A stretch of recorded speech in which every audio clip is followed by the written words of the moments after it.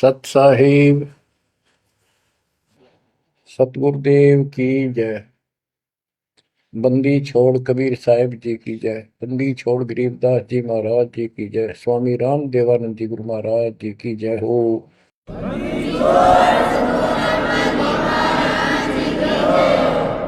सर्व संतों की जय, सर्व भक्तों की जय, धर्मी पुरुषों की जय।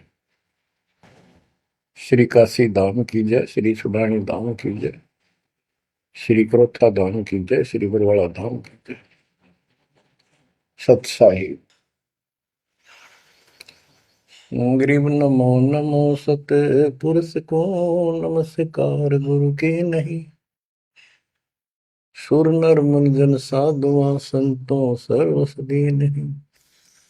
सतगुरु साहेब संत सब दंडो तुम प्रणाम। आगे पीछे मध्य हुए तिनको जा कुर्बान। नराकार निर्विषम काल जाल भय भंजन। निर्लेपम निज निर्गुणम अकल अनुपेशंदनम। सोहम सुरति समापतम सकल समाना निर्तल। उज्ज्वल हिरंबर हरदम अम्बे पर्व अथाह वार पार नहीं मध्य तुम। ग्रीव दोष मरत सिद्ध होई गणनायक गलताना। करो अनुग्रह सोई पारस पद परवाना। आदि गणेश मनाओ गणनायक देवन देवा। चरण कमल लाओ आदि अंत करूं सेवा। परम शक्ति संगीत अमृत सिद्धि दाता सोई। अविगत गुण अतीतम सत पुरुष निर्मोही। जगदम्बा जगदीशन मंगल रूप मुरारी। तन मन अर्पो शीसम भक्ति मुक्ति भंडारी। सुर नर मुनि जन ध्यामय ब्रह्मा विष्णु महेशा। शेष सहस मुख गावै पूज्य आदि गणेश। इंद्र कुबेर सरीखा वरुण धर्म राय जावै। समर्थ जीवन जी का मन इच्छा फल पावै। 33 कोटि अधारा जावै सहस 88। उतरै बहुजल पारा कट है यम की फांसी। कबीर सतगुरु के उपदेश का सुनिया एक विचार। जय सतगुरु मिलते नहीं जाते नरक द्वार। नरक द्वार में दूत सब करते खेचातान। उनसे कभू नहीं छूटता फिरता चारों खाने। कबीर चार खानी में भरमता कबहू न लगता तार। सो फेरा सब मिट गया मेरे सतगुरु के उपकार। जय जय सतगुरु मेरे की। जय जय सतगुरु मेरे की। सदा साहिबी सुख से बसियो। अमरपुरी के डेरे की। जय जय सतगुरु मेरे की। जय जय सतगुरु मेरे की। सदा साहिबी सुख से बसियो। अमरपुरी के डेरे। निर्विकार निर्भय तू ही और सकल वैमा। यदि साधो और सकल वैमा। सब पर तेरी साहिबी, सब पर तेरी साहिबी, तुझ पर साहिब ना, निर्विकार निर्भय, निर्विकार निर्भय तू ही, पूर सकल बना, हे जी साधु पूर सकल बना, सब पर तेरी साहिब, सब पर तेरी साहिबी, तुझ पर साहिब ना, निर्विकार निर्भय।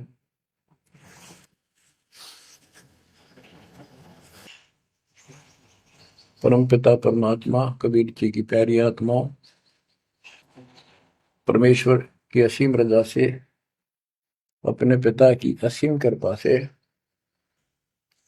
आज इस घोर कलयुग के अंदर अपने को धर्म कर्म करने का प्रॉपर ज्ञान हुआ, विशेष ज्ञान विधिवत, और सच्चा ज्ञान, सच्चा भगवान, सच्ची भक्ति, और आपको पूर्ण सतगुरु प्राप्त हुआ।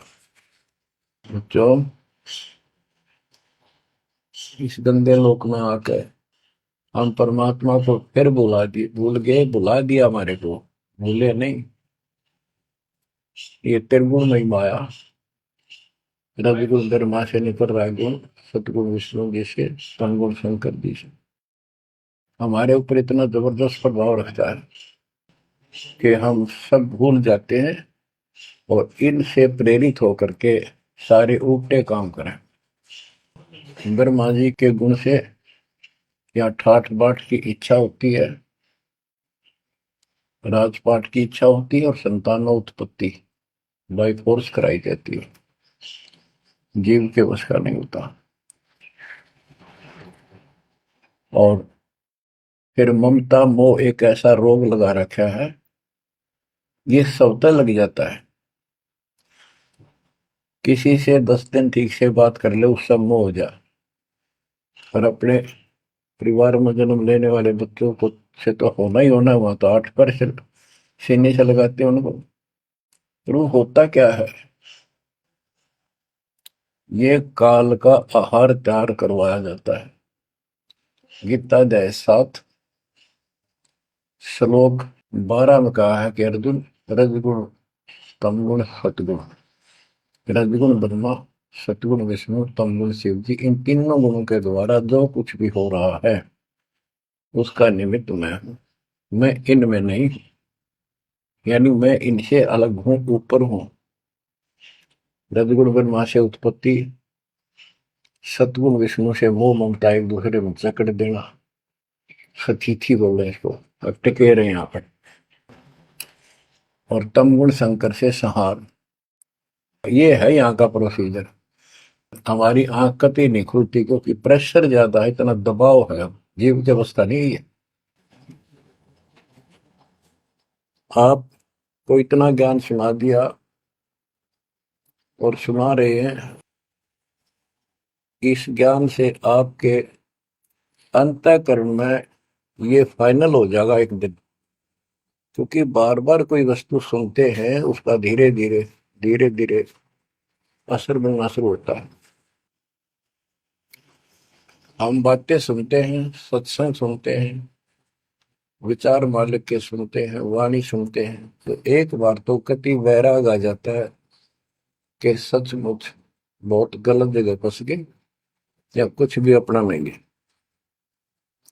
और उसके थोड़ी सी देर के बाद, क्योंकि मेरे को और काम भी करने होते हैं, ये व्यवस्था यहाँ की ऐसी है, तो फिर शाम तक कति भूल पड़ जाती है, बस मंत्र कभी कभी याद आ जाते हैं करने हैं, सुबह दोपहर शाम की वो नियमित सतुति भी याद रह जाती है। बाकी समय हम ज्यादातर अन्य कारोबार के सिलसिले में, रोजगार के सिलसिले में बातें करते रहते, वह फिर से थोड़ी सी भूल पड़ जाती है, फिर जब सत्संग सुनते हो फिर जागृति आती है। ये ऐसे चलेगा, चलने दो। जैसे आपको बताता हूँ, बार बार दास बताता है कि आप बच्चे स्कूल में जाते हैं, अध्यापक आता है, अपना उसका पीरियड लेता है, सबको सावधान करता है, ध्यान से सुनो, लाइन में बैठ जाओ। तो हम बहुत सतर्क होके उनकी एक एक बातों को सुनते हैं, नोट करते हैं, लिखते हैं, फिर याद करते हैं। उसके बाद हम फिर खेलते कूदते भी हैं, बच्चे घर का भी काम करते हैं, माँ बाप का हाथ भी बटाते हैं। लेकिन जो स्कूल के अंदर जो बातें सुनी थी, जो ज्ञान सुना था, वो एक अलग कोने में, मन के हृदय के अलग कोने में डिपॉजिट होना शुरू हो जाता है। और उसके अतिरिक्त हम और भी काम सारे करते रहते हैं जो पहले भी कर रहे थे। एक दिन हम विद्वान बन जाते हैं, वो काम फिर भी कर रहे हैं। इस ज्ञान को रह रहकर सुनने से एक दिन आत्मा कति दृढ़ हो जाएगी कि इस संसार में एक दिन भी रहने का नहीं है, ये संसार एक दिन भी। और कभी भी फिर शरीर यहां से छूट जाए, जाने का टाइम आ जाए, नो प्रॉब्लम। हमारी आस्था सतलोक में जाने की होगी, क्योंकि हमने वहां जाने का टारगेट बना रखा है। पहले तुम्हारा कोई टारगेट नहीं था, मेरे पास जाएंगे कहा। उसमें कोई बच्चे में मोह हो जाता, परिवार में मोह रह जाता, यही कुत्ते बनकर जन्म ले लेते। कबीर साहब कहते, जहां आशा ता बासा हुई, मन कर्म वचन सुमरियो सो। गीता गए 7 श्लोक 6 में यही स्पष्ट किया है कि अर्जुन, अंत समय में जो जिस भी भाव में भावित रहता है, जिसके ऊपर जिसमें आस्था रहती है, वो उसी को प्राप्त होता है। जब तक हम भक्ति नहीं करते, इस ज्ञान से परिचित नहीं होते, तो हमारा संसारिक संसारिक यानी परिवार में, संपत्ति में, इसमें कभी हम जकड़े बैठे होते हैं। एक उदाहरण दिया करते थे गुरुदेव, एक बूढ़े की मृत्यु होती, किसान था, पशु रक्षा करते थे, मृत्यु होने लगी, उसकी जुबान बंद हो गई। आसपास परिवार के सदस्य आगे, वही पिताजी तो अंतिम टाइम आ गया, वो आगे। तो थोड़ी देर के बाद वो ऐसे संकेत करने लगा, ऐसे इशारा हाथ से। उन्होंने सोचा भाई पिताजी कुछ कहना चाह है, हो सकता कोई धन दाब रखा और बताना भूल गया, वो अचानक मृत्यु होगी। एक डॉक्टर बुलाया, उसने पता था कि एक बार ये बुलवा देगा, 500 रुपये लेगा, ऐसा इंजेक्शन लगाता है। वो बुलाया गया, उसने इंजेक्शन ला दिया। पिताजी बता बता जल्दी क्या कहना चाहो थे।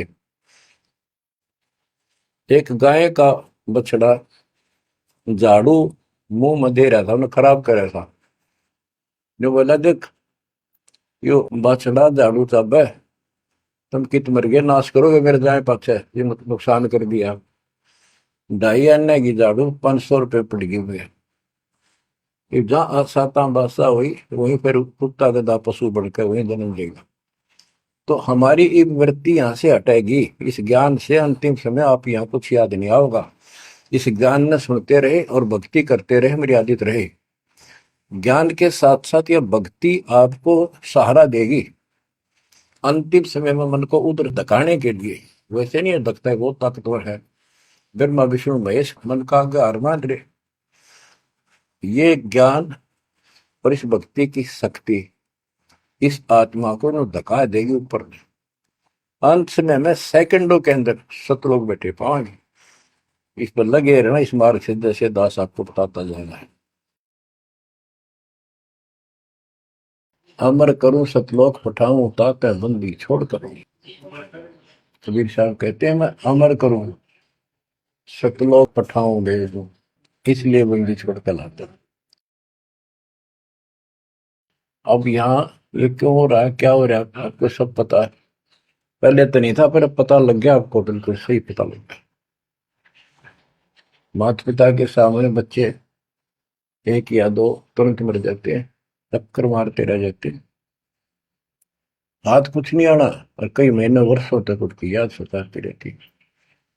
हम इतने विवश हैं, हम इतने बंद में हैं, हम कुछ नहीं कर सकते, लाचार हैं। एक राष्ट्रपति किसी देश का, या प्रधानमंत्री, या अन्य कोई सक्षम मानता अपने आप को, उसका इकलौता बेटा मर गया, प्रधानमंत्री, टक्कर मारा वो, टक्कर। और उससे पहले जब आकाश में वो थी उसकी तुती, साथ में आकाश में रहा था, उसका दिमाग धरती पे पटक दिया। एक बताते हैं, महाभारत में प्रकरण आता है, द्रोणाचार्य, ये गुरु था कौरव पांडव का, और शिक्षा दिया करता, मोह मत करो, मोह सबसे बड़ा खतरनाक है। द्रोणाचार्य का जब लड़का अश्वत्थामा मरा, मरा नहीं था उस समय तक, ये कह दिया गया अश्वत्थामा मर गया। वो झूठ बुलवाई गई थी श्री कृष्ण में प्रवेश काल द्वारा, कि एक अश्वत्थामा नाम का हाथी था, उसको मार दिया गया। और युधिष्ठिर का बहुत विश्वास करते थे सब कि ये सत्यवादी है, कभी झूठ नहीं बोलता। तो काल ने यह चाल चाली कि द्रोणाचार्य पांडवों की सेना को मार डालेगा। बहुत जबरदस्त तीरंदाज है, बहुत गजब का शूरवीर निशानेबाज है, इसको कंडम किया जाए।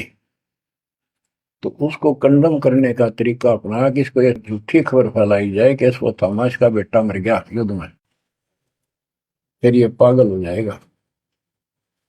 ऊपर तक दुनिया गीत गाती है, जब लग गया अपने, जब पता लग गया तो युधिष्ठिर से झूठ बुलवा दिया कि तूने कह दे कि अश्वत्थामा पीते, अश्वत्थामा मर गया, तेरी झूठ भी ना होगी, हाथी मर गया ना, ये हो जाएगा। तो पहले तो युधिष्ठिर माना नहीं, फिर ये कहा कि हाथी मार दिया है, तो झूठ थोड़ी है। झूठ तो थी है, यूं थोड़ा। पहले हम छोटे से थे तो यूं कहते, अरे झूठ बोली तो ना पाप लगेगा, बोला ना, उंगली पर उंगली चढ़ा के बोली थी, ये कौन पाप लगे। यानी ये अपने फार्मूले हैं, पाप तो लगेगा। तो सब ने कहा कि आपका बेटा अश्वत्थामा मर गया, दौड़ना चाहिए। तो बोला नहीं, मेरा बेटा नहीं मर सकता, नहीं मर सकता, उसको मारने की हिम्मत किसी में नहीं है। कि युधिष्ठिर कह देगा तो मैं मान जाऊंगा। तब युधिष्ठिर ने कहा, अश्वत्थामा थे नर व कुंजर, नर तो जोर तो बोल दिया, व कुंजर, भाई हाथी आदमी या हाथी, ये नहीं कह सकता। वो मन मन में बोल दिया। तो यह बात सुनकर अश्वत्थामा थे, अश्वत्थामा मारा गया। आगे कड़ा सुना था द्रोणाचार्य, नरवा कुंजर कह गया वो, इतना पागल ने ढाल हो गया, टक्कर मारा, कति कंडम हो गया, उसने हथियार भी नहीं उठा उसने। और पांडवों ने वो गढ़ जीत लिया उस साइड का जहां वो मोर्चा डटे खड़ा था। तो बच्चों, ये मोह इतना जबरदस्त है, जीव के बस का नहीं है। और बनता कुछ नहीं, बचाओ कुछ नहीं। तो इसका बचाओ अब है तो ज्ञान हो। ये ज्ञान जो दास बता रहा है, ये आपके हृदय में जच जा कति, ये कुछ भी अपना नहीं है। 100 की 100 साची है, पर मन मानने तैयार नहीं, आत्मा को दबाए रखा है। ये सब काल आहार हमसे पैदा कराया जाता, जैसे कसाई बकरे पालता है। कसाई बकरे पालता है, उनके लिए चरागाह बनाता है, सुंदर तालाब बनाता है पानी पीने के लिए, उनके लिए छाया, गर्मी, सर्दी, ओलों से बचने के लिए शेड डालता है। पहले झोंपड़ी डाला करती थी, तो उस घास फूस के लकड़ी, अब टीनों का शेड बनाते, पंखे लगा दिए जाते। और ये समझो कि जैसे कसाई ने 3 पाली रखे हैं नौकर, एक बकरे मोल लाके वहां छोड़ता है, दूसरा उनकी पालन पोषण करता है, और तीसरा उनमें से निकाल के और अपने कटवा देता, बेच देते हैं, कसाई को सौंप देता है। ये प्रोसीजर है यहाँ पर। जैसे कसाई कभी कभी आता रहता है, बकरों को देखता है, संभालता है, तो उनके कमर पे हाथ मारता, शरीर पे, और वो उसको अपना एक बहुत हमदर्द मित्र मानते हैं, मालिक मानते हैं। देखो हमारे को कितनी सुविधा दे रखी है, पानी क्या, घास क्या, गर्मी सर्दी से बचने का। वो देखता तो हाथ मार के ऐसे है कि ये कितनी कीमत का हो गया, कितना मांस है इसमें। और वो समझते हैं ये प्यार करे हमारे से, कसाई लाड करता है, वो भी उसको प्रतिफल में जीभ से चाटते हैं उसका हाथ, प्यार करते हैं। और कई कई तो उसके ऊपर पैर फैला कर उसको प्यार देना चाहते, सीने से लगाना चाहते हैं बकरे। ऐसा पशु भी प्यार देते हैं, उसको अपना मानते हैं। वो देख रहा है इसमें मांस कितना है, और नौकरों को बता देता है इन इनको निकाल लो।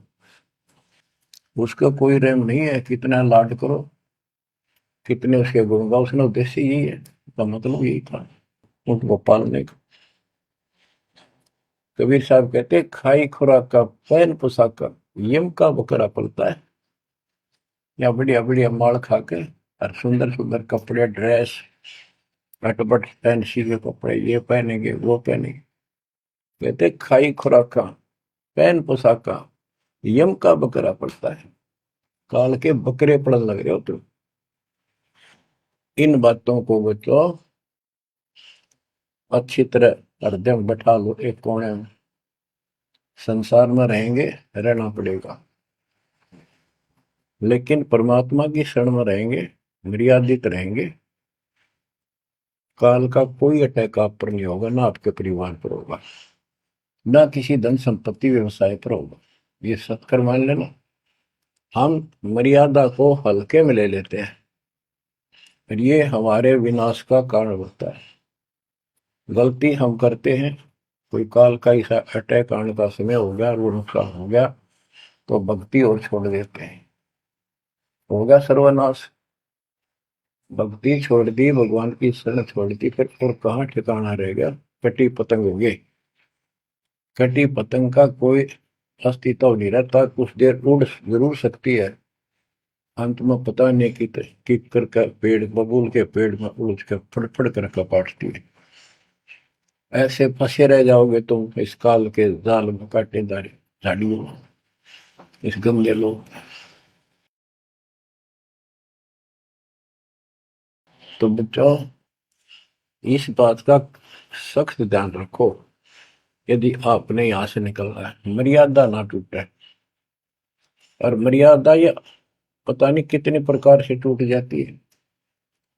जैसे हमने किसी को सेवा दे दी, भाई क्या सेवा कर लो, शुक्रिया दाता का, मजदूरी मिली, खुशी हुई, फिर कह दिया ये त्याग दे, छोड़ दी, दूसरे को दे दी। बता फिर दुख क्यों मानना, फिर दुख मानते। मैं ये समझा, इतना ज्ञान होकर भी तुम ऐसी बातें करते हो, तो शुक्र मनाओ और 100 बार हाथ जोड़ के, भाई बहुत अच्छा, गुरुदेव का आदेश है कि भाई सेवा कर लेगा, मुझे भी और सेवा दे दियो कोई, मेरी नीयत से सेवा करने की। अन्ना मिला तो अपना सबर करे, भक्ति करे, सत्संग में जाओ। 100 सेवा है आश्रम में करने वाले को, बहुत सी सेवा होती है। तो एक बात का बंद कर नहीं बैठना चाहिए। ये प्रार्थना आती है, मेरे को कोऑर्डिनेटर की सेवा फेर दियो, ये भी कमजोरी है। जैसे एक डॉक्टर के पास बूढ़ा आदमी गया, कमजोर सा, और व्यवस्था में अस्थि पिंजर बने जा शरीर का, जाके बता डॉक्टर जी मैं खड़ा होता हूँ तो चक्कर आते हैं, क्या कारण है? डॉक्टर बोला कमजोरी है, वीकनेस ऑफ बॉडी। बोला पिंडी दुख है, पिंडी पैरों की। डॉक्टर बोला कमजोरी है। फिर वो व्रत बोला जी, मेरे सारा शरीर में भड़कुआ रहती है, यानी सारे शरीर में दर्द सा बना रहता है, चबक चबक नाड़ी करती है। डॉक्टर बोला कमजोरी है। वो वृद्ध गुस्सा होकर बोला डॉक्टर ने, तो डॉक्टर है गम चक्कर है, एक का बात जाना है कि कमजोरी है, कमजोरी है, और भी तुम्हें पता होगा। डॉक्टर बोला ये भी कमजोरी है, this is also due to weakness. ये क्रोध भी कमजोर आदमी ने घनाया कर, यह भी कमजोरी है। तो बच्चों यह सारी ये कमजोरी है जो मर्यादा से नारी हटकर करोगे, चाहे कुछ भी कर लियो। मर्यादा को हल्के में ना लो। जैसे हमने इतने सारे नियम बना दिए, भक्ति करनी है तो इनका पालन करना पड़ेगा, नहीं तो फिर गधे बनकर कुमार के नियम में चलना पड़ेगा। एक कदम भी अपनी मर्जी से नहीं जा सकते, बैल बनकर नाथ डल जाएगी, छच्चर बनकर बग्गी में दौड़े जाओगे, रेडी में, फिर चलेगी क्या आपकी मर्जी। असंग जनों तन मृत्या हो गए, जीवित क्यों ना रह रे, दवा दस दर मद मैल मठ बोरे, बोर ना दे धरे रे। तो बच्चों जीवित मर लो, इन बातों को छाती में धर लो, हृदय में बैठा लो, कति मस्तिष्क में। ये संसार आपका नहीं है, ये परिवार आपका नहीं, ये संपत्ति या कार कोठी तेरी नहीं, गरीब काया तेरी है नहीं, ये माया कहां से हो। चरण कमल में ध्यान रख, इन दोनों को खो, इनको भूल जा, अपने गुरु जी के चरणों में ध्यान रख, उनके बताए दिशा निर्देश के आदेश से आधार से अपना जीवन निर्वाह कर। बच्चों आंख खोल लो, बार बार ये बातें बताई जाती हैं। जब ऊख चुक हो जाएगी फिर तो रोना शेष रहेगा, नथिंग एल्स। इस मार्ग में अहंकार इंसान को मारता है। किस चीज में अहंकार करो, माया होगी तो अहंकार होगा, कोई पोस्ट पद ठीक सी होगी तो अहंकार होगा, शरीर स्वस्थ है, थोड़ी सी जान, अहंकार हो गया, एक परिवार में 5-4 लाठी ठाणिये हो गए तो अहंकार हो गया, और अपने बॉडी की ताकत का अहंकार, और भी सैकड़ों कारण है जो इंसान के मन में दोष पैदा हो जाता है। तो ये इंसान का सबसे बड़ा खतरनाक शत्रु है। परमात्मा को अहंकार पसंद नहीं, और छोटी मोटी गलती को माफ कर सकता है। रावण था जिसे अहंकार नहीं छूटा, 10 मस्तक सर भी काट दिए, 10 बार काट दिए तो वापस दे दिए, ले भाई। ये सारा कुछ खेल कबीर साहब का किया, सारा कुछ। ये आत्मा परमात्मा की है, चाहे आज राक्षस है, चाहे कोई कसाई है, चाहे देवता है, चाहे ब्रह्मा विष्णु महेश है, चाहे कीड़ी आती छोटे जीव है, कोई स्त्री पुरुष है, बालक बच्चे, जीव जंतु सब उसके हैं। काल चाहता भक्ति से खत्म हो जा, ये भक्ति में इनकी आस्था खत्म हो, मालिक चाहता है इनकी भक्ति में आस्था खत्म ना हो, फिर तो कति गए काम क्या। जो भी जैसी साधना मालिक के नाम पर बैठ कर कहीं कर रहा है, उसके पिछले संस्कार से, उस भक्ति से जो उसको मिलना है, उसके साथ साथ परमात्मा उसको सहारा देते हैं। जैसे रावण ने सिर काट दिया शिव जी के निमित्त, तो भगवान के नाम काटा उसने, वो भगवान की खोज में निकला था। साधना गुरु गलत मिलने से उसको मार्ग गलत मिल गया, पिछले जन्म के संस्कारी ही इतने सेक्रीफाइस कर सकते, इतनी कुर्बानी कर सकते, वैसे नहीं हुआ करते। तो पिछले जन्मों में वो भगवान का भगत रहा है, फिर इतना बिगड़ गया कि राक्षस बन गया। तो उस मालिक ने उसको 10 शीश वापस दिए, लेकिन बकवाद करी तो अंत बुरा हुआ। उसके कर्म मधु सिद्धि सिद्धि की, उनसे धन दे दिया, वो धन भी यही छोड़ गया। गिरफ्त सर्व सोने की लंका होती, रावण शरण दी, एक पलक में राज विराजी, जम के पड़े दी, मन तो सुख के सागर बसरे, और न ऐसा यसरे। क्या मांगो कुछ थिर न राही, देखत नैन चला जग जाई, एक लख पूत सवा लख नाती, उस रावण का आज दीवान बाती। एक पुत्र मांगते फिरते हैं, एक बेटा देते, हे भगवान बेटा हो गया। बेटियों की तो हम गिनती नहीं करते, बेटा चाहिए बेटा। वो किस लिए उगलछमी पैदा कर रखी थी कि बेटा ना हो तो गति नहीं होगी माँ बाप की, क्योंकि अंत समय में जेठा बेटा, बड़ा पुत्र माँ बाप का अंतिम संस्कार कराए, यानी उसने फूका, फिर उसकी अस्थि डाल करावे, फिर उसकी क्रियाक्रम करावे, तो उसकी गति हो। और जिसका बेटा नहीं, उसकी गति नहीं हो सकती, उसको तो संतान वाला मानते भी को नहीं, मना नहीं करते थे। अब तो ये चांदना होगा, रोशनी होगी, बेटा बेटी है, कितनी मूर्खता का काम था। लेकिन काल ने तो उल्टी पढ़ाई पढ़ानी, उल्टा रास्ते डालना, वो होना एक परंपरा बनाकर बैठ गए, वो एक लकीर के फकीर होंगे। जैसे राजा दशरथ का सबसे बड़ा बेटा रामचंद्र था, उसको राज दे दिया, और बच्चों फिर उसको वनवास देना पड़ गया मजबूरी में। रामचंद्र जी वनवास में चल पड़े। राजा दशरथ का इतना मोह था अपने बच्चों में, रामचंद्र में विशेष, और जो बिछुड़ा उसमें ज्यादा हुआ करे, तो नो चल पड़ा, महल के ऊपर चढ़ के देखा, दिखता रहा, पर नहीं दिखा, तो चौबारे की अटारी पर चढ़ गया, चौबारे पर चढ़ कर जहां तक उससे दिखा, फिर मुंडेर पर चढ़ गया, एडी ठाई गिर गया, वहां से जमीन पर गिर गया, गिरते मर गया। अब रामचंद्र वापस नहीं आया, उसका अंतिम संस्कार किसने कराया? वो पूछने वाला वे मंदबुद्धियों ने, जो दुनिया को भ्रमित क्या करते थे, किसी की अकल वहां नहीं गई वहां तक। जेठा बेटा था ही नहीं, फिर उसके अंतिम संस्कार किसने करे? दूसरा न करे होंगे। तो ये बात कहने की है, तो इसका मतलब उसकी गति हुई नहीं, बेटा होते हुए भी अंतिम संस्कार नहीं कर सका। तो इन बातों ने छोड़कर सतगुरु कबीर साहब द्वारा जो ज्ञान दिया है, इस पे दृढ़ हो जाओ। देखो, हमारी सारी बात उल्टी है। भक्ति मार्ग में बेटा है, बेटी है, अच्छी बात है। परमात्मा के चरणों में लग गए दोनों, तो हम तो बरी से हो गए, क्यों? भगवान आप पर खड़ा हो गया। और बेटा भक्ति नहीं करता, बेटी करती है, तो एक कौडी का नहीं हो बेटा किसी काम का। कबीर साहब कहते हैं, राम रटत कन्या बलि, साकर फलाना पूत, छेरी के गलगल थना, छेरी के गलगल थना, जिसमें दूध न मूत।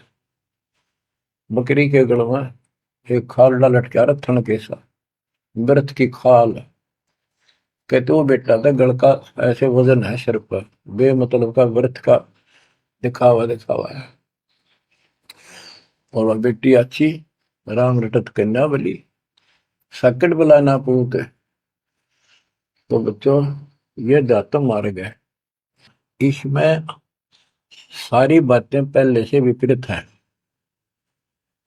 देखो, बेटा ना होगा, बेटी बेटी होगी, तो यहाँ सृष्टि नहीं चलेगी। और बेटी बेटी होगी, बेटा नहीं हुआ, तो भी दिक्कत संसार की सृष्टि में आ सकती है। बाकी भगत का कोई फर्क नहीं पड़ेगा। इन बातों को जो दास कहता है, इनको एक सामान्य बातें ना समझना, निष्कर्ष है इस जीवन का। जिसका बेटी नहीं है, उसको ये तड़प रह जाती है बेटा होता, या भूल के भी ना करना। इन बेटे वाले ने देख लो कितने सुखी, टाइम पर रोटी नहीं, चाह नहीं भी तरसे बैठे बैठे। वो सोचे बड़ा दे देगा, छोटा सोचे बड़ा आप दे देगा, बड़ा सोचे छोटा कह देगा। बड़े बेटे आंखें में आंसू बुढ़ा में। और बेटी आखिरी सांस तक प्यार देती है अपने माँ बाप को। एक आदि ने कमी बात कह नहीं सकते, वो किस्से के बिना होती हो तो आत्माएं नष्ट होती है। आखिरी सांस तक यहाँ भी हमने देखा, जैसे लड़की रोटी खा रही है और लड़का वैसे बैठा था। माँ ने कहा बेटा वो सामान ला उठा कर, रोटी तैयार बनाऊं भोजन। बैठा बेटा ना लाऊं, यूं कौन खोया लावे। बेटी तो कया भी कोई ना, रोटी खाती खाती छोड़ गए। आण की थी एक 10 साल का की होगी, लड़का 12-13 साल का। उठ कर रोटी छोड़ कर हाथ धोकर और सामान लाकर माँ को दे दिया। लेकिन फिर भी बेटे में मोह ज्यादा और बेटी में नहीं। इसका कारण यह था कि हमने बेटी को बाहर बना लिया इस गलत रीति रिवाज। बेटी तो 15-16-20 साल की मेहमान होती है आपकी। ये तो परमात्मा की बेटी 2 गुना का सुधार करती है। आगे जाके घर बसावे, उस परिवार को भी सुधारे और माँ बाप के अंदर मुंह न्यारा रहे। तो भाव ये है कहने का, अगर बेटा नहीं है ना और भगत है, उसके सब भगवान धरती पर नहीं। प्रथम तो वो है जिसका कति संतान नहीं, वो भगवान। दूसरा वो है जिसका बेटी बेटा ना हो, बेटियां की करके शादी वृद्धावस्था में अपना लेकर मारा जाता है। और बेटी वहां बैठी भी माँ बाप की चिंता करेंगी और कोई ना कोई सुविधा उनको देती रहेगी। और बेटा छाती पर रह के भी खून फूके जाएंगे। कति साफ दिखाई दे है, इसमें कोई मानो तो ना मानो। लेकिन बेटे भी हैं, ठीक है, और उनमें वो भी भक्ति करो, आप भी करो। कुछ दिन में उनको समझ आ जाएगी, पुत्र वधू भी भगवान से डरने वाली हो जाएंगी। माँ बाप का ध्यान रखें, वैसे कोई विकल्प नहीं इसका। लेकिन इस दुख को हम अच्छा मानते हैं पुत्र ना होने से। हम तो काल ने गधे बना रखे हैं। जितना कष्ट हमें रहे और वजन लद्या रहे तो हम सीधे चाला और कम हो जाता मानने को नहीं। हमारा तो जैसे एक माई का पुत्र मर गया 15-16 साल का, और भगत थी, टक्कर मारी, रोना पड़े है कि बस की बात है, पाला पोसा ले जाता का। फिर उसने थोड़ा सब्र हुआ जैसे। उस दूसरे जो एक और बिना भगत थे उनके पड़ोस में, जो उनके लड़के की शादी होगी और वह पत्नी थी बदचलन, उनको समझाने की चेष्टा करी कि तू ऐसा ना कर। लेकिन वह तो मानी नहीं, उसने वही फांसी खा ली। अब वह भी मर गई और वो बेटा भी जेल में, और वो सारे जेल में।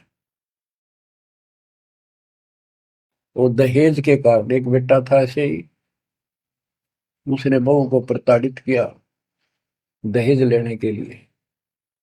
गरीब घर की लड़की थी, उसने सुसाइड कर लिया। वैसे सुसाइड करना कोई विकल्प नहीं है, इसे गंदे आदमी को छोड़कर कुमारी रह ले, अपने घर पे बैठ गया। तो उस बेटे के कारण माँ बाप ने भी सजा हुई, बहनों तक भी जेल होगी। इसे बेटे ने के फूका है, ईसा तो पहले मर जाता था अच्छा था। लेकिन हम इस बात को मानने को तैयार नहीं है। ना मानने में जब क्या कर लोगे, काम तक आ गया, मारे जाओ टक्कर। तो कहने का भाव ये है कि इन विचारों से अपने मन को सेट रखो। परमात्मा जो करता है वो सही करता है। जैसे आपको बताते रहते हैं, एक बार हजरत मूसा जी, यहूदी धर्म के प्रवर्तक में, से किसी ने पूछा सत्संगी ने कि आज के दिन सबसे बड़ा इल्म वाला यानी ज्ञानी कौन है। उसने अपने आप को बताया। तो उसका अल्लाह बोला, जिसको खुदा मानते हैं, जिसने कुरान का ज्ञान दिया, बाइबल का दिया। कि मूसा तने ये बात बहुत गलत की, मुझे अच्छा नहीं लगा। तुमने अपने आप को कैसे कह दिया मैं सबसे विद्वान हूँ।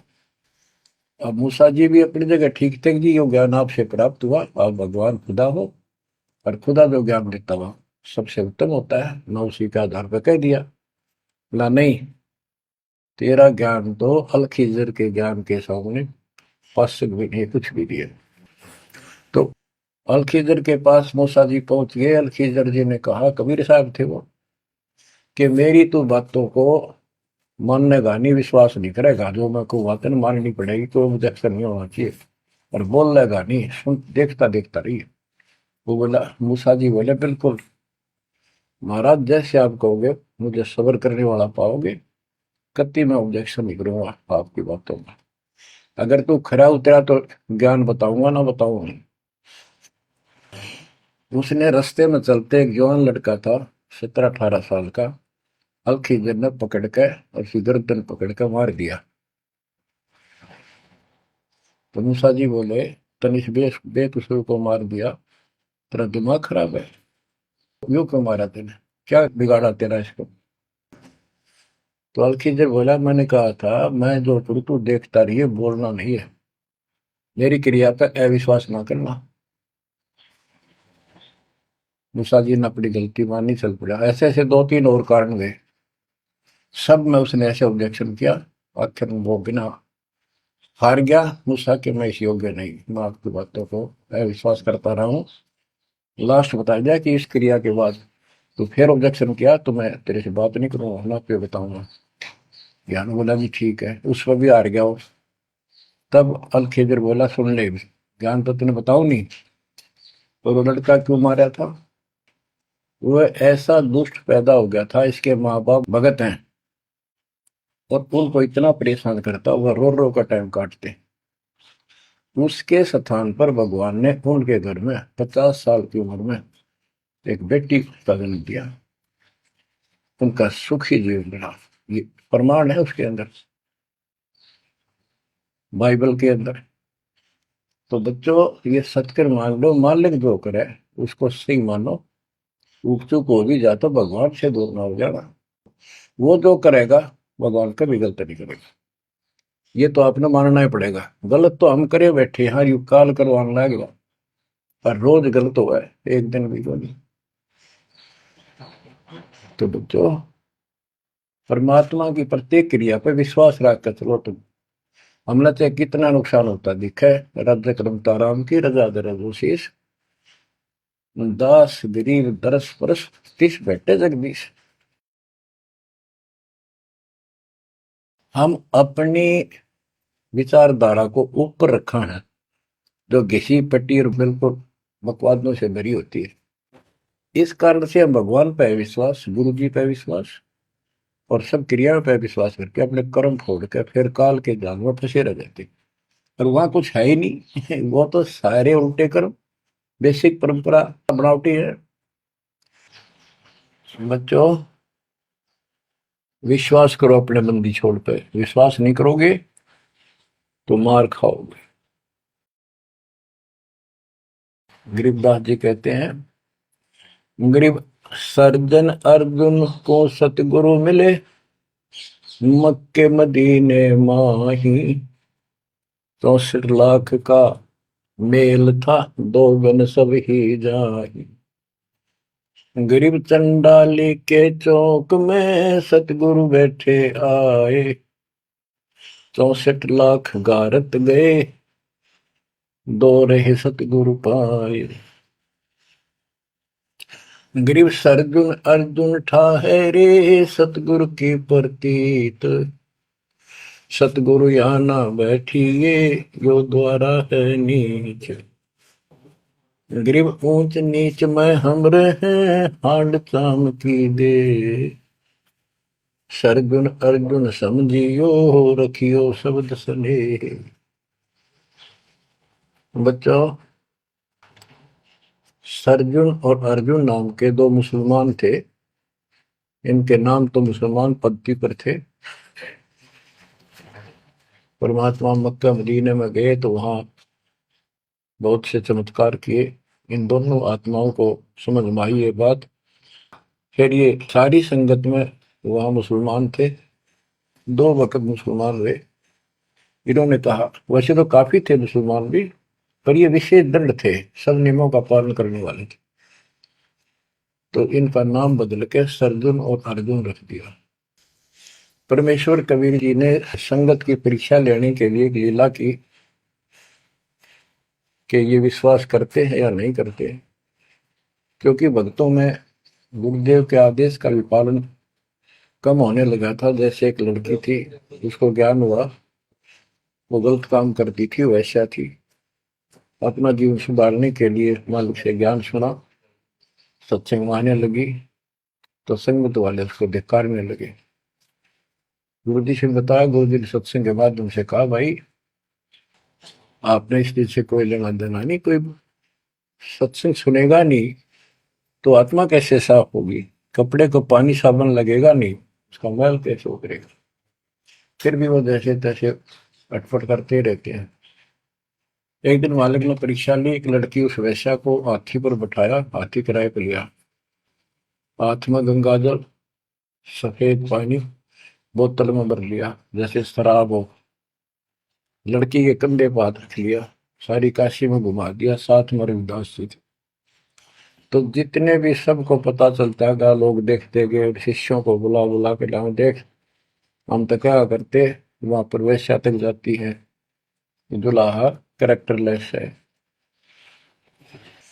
पहले तो हम भगवान क्या करते उसको, इतने सुख दे दिए, जान निकली पड़ी थी, टोटा दुखी कर रहा था, शरीर में कष्ट थे, कहीं सुबह का रोटी भी नहीं थी, और इतने ठाठ कर दिए गुने दिनों में। जब तो भगवान थे, आज वो शैतान लगे। ये हमारी कमजोर बुद्धि, जीव बुद्धि की सोच थी। सब परमात्मा को छोड़कर दूसरी साधना करने लग गई। गरीबदास जी कहते, बड़ुआ बड़ुआ सब कहे कोई ना जाने खोज।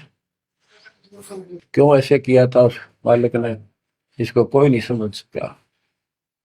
दास गरीब कबीर कर्म बट सर का बोझ, कि वो इतने शिष्य बना लिए थे, उसका भार गुरु पे होता है उनको पार करने का। और वो सारे निकम्मे हो गए थे, अविश्वास कर रहे थे, मर्यादा का पालन नहीं करते थे, तो एक का झटके में सारे आप पड़ गए, वो भार सारा उतर गया। तो उस समय अर्जुन सर्जुन बाहर गए हुए थे, उनका ड्यूटी लगाई थी, तू जाया करो मुसलमानों के मेला में, वहां समझाओ लोगों को। तो मक्का मदीना से ये आए। उस समय सारी लीला हो चुकी थी, और कबीर साहब उनकी परीक्षा के लिए उस दिन भी उस लड़की के घर जा बैठे, वैश्या के आंगन में।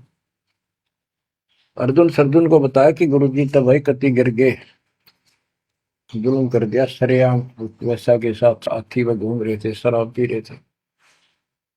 अर्जुन सर्जुन को विश्वास नहीं हो रहा था कि ऐसी क्या बात कर रहे हो, ऐसी बात कहने से ही पाप लगता है गुरु जी के प्रति, तुम ये बोल क्या रहे हो। तो एक बोला, मैं अभी देख का हूँ, आज भी वहीं बैठे ना, एक ही ना, तो जा देख ले, देख लो जाके। वो दोनों वहां गए, परमात्मा बैठे थे, लड़की पैर दुबारी, गुरु जी बैठे चारपाई पे, बेटी बैठी नीचे। तो गुरु जी को शिक्षा देते हैं, गरीब सर्जुन अर्जुन ठहरे सतगुरु के प्रतीक। यानी उनने कुछ दृढ़ता दिखाई थी, फिर जाके देखा तो वहां सतगुरु से बोले, सतगुरु आना बैठिए, यो द्वारा है नीच। हे सतगुरु, आप यहाँ ना बैठो, ये तो एक नीच औरत का घर है। परमात्मा बोले, गरीब ऊंच नीच में हम रहे, ये हाड चाम की दे, तुम्हारी हाड चाम की दे है, इसकी बोई। अर्जुन अर्जुन समझियो, रखियो शब्द स्नेह। तुम समझ जाओ, अपनी भक्ति कर लो, जो नाम दिया, इन बातों में कुछ नहीं दे रहा। तुम गुरु को शिक्षा देते हो तो मेरे गुरु हो गए। ऊंच नीच में हम रहे, ये हाड चाम की दे, सरजुन अर्जुन समझियो, रखियो शब्द स्नेह। तो उनकी आंखें जब खुल गई, पैर पकड़ लिए, माफ करो गुरुदेव, मेरा नीच आत्मा है, हमसे बड़ी भूल होगी, क्योंकि वो चाहती उनको भक्ति। फिर परमात्मा ने कहा, बेटा कितनी बात बना लो एकदम, मेरे प्रति वो भाव थारा हो नहीं सकता, तुम्हारे मन में मैल आ चुका है, और ईब मेरे इस शरीर से, गुरु रूप से तुम पार नहीं हो सकते। फिर रोए बुरी तरह जी, फिर उद्धार कैसे होगा? फिर बता कि दिल्ली से 10 मील दूर पश्चिम की ओर किसी गांव में हम फिर आएंगे, हमारा एक भक्त आएगा, उसको दीक्षा देंगे, दीक्षा उससे लेकर तुम कल्याण को प्राप्त होगे। तो वो कहते हैं वहां से चल के वृद्ध अवस्था में हमायूं गांव है खरखोदे के पास, वहां आकर उनके कति वृद्ध हो गए, मालिक की कृपा से वो 200 साल जिए ऊपर से। और फिर गरीबदास जी को परमात्मा मिले 10 साल की उम्र में, उनको दीक्षा का आदेश दिया। तब उन्होंने वहां से दीक्षा लेकर वहीं शरीर छोड़ दिया, छुड़ानी में। उनकी अभी तक हमारे सामने बताओ थे, हम जाने लगे थे कि अब 2-3 साल पहले, 10 साल पहले, या भोरी वाले महाराज आया करते गरीबदास जी, उन्होंने वो मंडी खुदवा दी। उनके दोनों की यादगार बनी हुई थी, इसलिए खुदवा दी कि लोग इन पूजन लाग जाए गरीबदास जी को छोड़ के। तो कहने का भाव यह है बच्चों, आंख खोल लो, इन बातों को चिंतरा, गुरु के प्रति कभी अविश्वास नहीं होना चाहिए, और परमात्मा की प्रत्येक क्रिया को शिरोधार्य होना चाहिए। आंख खोल लो, परमात्मा बार बार यह मौका नहीं देगा आपको। समझा है तो सिर दर पाऊं, और नहीं रे ऐसा था। ये संसार समझदा नहीं, कहंदा शाम दोपहरे गरीब दास ये वक्त जात है, रोवोगे इस पैरे। भक्ति नहीं करते वो न्यू रोवेंगे, गलत साधना कर रहे वो रोवेंगे। ये सच्ची भक्ति करके मर्यादित ना रहे तो तुम रोओगे। कभी सीधे हो जाओ, समर्पित हो जाओ, मालिक के चरणों में सदा ध्यान रखो, बुराइयों से बचो, सेवा सुमन दान करो, मर्यादा का निर्वाह करो, मालिक आपको मोक्ष दे। सत साहिब।